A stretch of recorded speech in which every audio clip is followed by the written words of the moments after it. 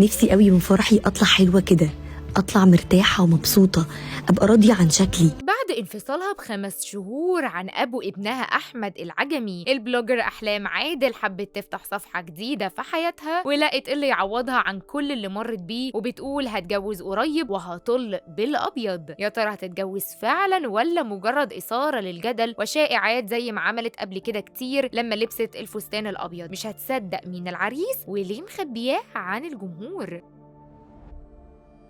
اللي متابع البلوجر أحلام عادل واللي مرت بيه من قبل جوازها ولحد انفصالها ما كانش يتخيل إنها تقدر تموف أون بسرعة كده وتعيش حياتها ما بين أفراح صحابها وفسحها وخروجاتها، ولكن هي قدرت، وزي ما عدت أزمات كتير في حياتها قدرت تتخطى فترة انفصالها. وده بان من الفيديوهات اللي نشرتها قبل كده وهي لابسة فستان عروسة أبيض وطرحة وبتحط فول ميك اب وفرحانة ومبسوطة وزي ما يكون فرحها بحق وحقيقي، وبترقص وبتتنطط والفرحة مش سايعاها. فيا ترى نفسها تعيش اللحظة دي تاني وتكون مبسوطة ومرتاحة زي ما قالت، ولا كانت مرة ومش هتكررها تاني؟ من فترة الجمهور شاف صورتها بالفستان الأبيض والكل شك إنها اتجوزت وقالوا إزاي بالسرعة دي، لكن بعد كده اتضح إنها كانت موديل لجهاد زكريا مصممة الأزياء بالتعاون مع الميك اب ارتست مي الحسيني، وده شغلها ومش أول مرة تعمل كده. أحلام من قبل ما تتجوز وهي بتعمل لوك العرايس ده فمش جديد عليها، حتى تعرفها بطليقها كان إنها لابسة فستان من تصميمه كموديل، لكن رجعت تاني من كام يوم بلوك العرايس والجمهور كان فاكر إنها زي المرة اللي قبلها، ولكن ظهرت بفستان الفرح وقالت إن المرة دي المرة الأخيرة ليها اللي هتكون موديل، والمرة اللي جاية هتكون عروسة بجد مش مجرد تصوير سيشن وبس. حتى متابعين كتير سألوها انت فعلا هتتجوزي؟ كانت مستغربة من سؤالهم ومش عارفة تفهم الطريقة نفسها اللي بيتسأل بيها السؤال واللي على أساسه تعرف ترد، ولكن هي شايفة إن دي سنة الحياة، مصيرها تتجوز تاني وتعمل عيلة زي ما بتحلم، وطلبت إن محدش يتضايق ولا يستغرب لأن القلب متقلب وبين إيدين ربنا وجايز يحصل وتتجوز. أحلام بتظهر مع شخص بتعمل معاه فيديوهات ولكن مش بتظهر إلا إيده وبس، ده خلى بقى الجمهور يخمن إنه خطيبها الأولاني اللي اتخطبت له بعد جوازها من أحمد العجمي، وده لما ظهرت في فيديو والكل أجمع إنها عربيته وهو كان قاعد جنبها بيشاركها في فيديو، ده غير نفسيتها المستقرة وفيديوهاتها اللي كلها طاقة إيجابية على عكس الفترة الأخيرة واللي مرت بيه. لكن البعض شاكك إنها هترجع لأبو ابنها، عشان كده ما كشفتش عن هوية العريس، والبعض شايف إنه مش هو، وجاي السبب هدوء أحلام الفترة دي إنها هي اللي طلبت الانفصال وما حصلش زي ما حصل قبل كده بهدلة وضرب وشتيمة ليها. بكل هدوء المرة دي أخدت حقوقها وكل واحد شاف حياته. في بقى اللي طلب منها تاخد وقت وكان شايف إنه سرعتها في الجواز المرة الأولى ما خلتهمش يعرفوا بعض كويس، ولكن هي قالت إنها مستفزة وكتير بتستفزه وتضايقه وهو اتغير كتير علشانها، لكن هي مش قادرة تكمل. الغريب إنها مش المرة الأولى اللي يحصل الانفصال، المرة دي كانت المرة الثالثة، فهل ظهورها كل يوم والتاني بإطلالات مختلفة سواريه وآخرها لوك عروسة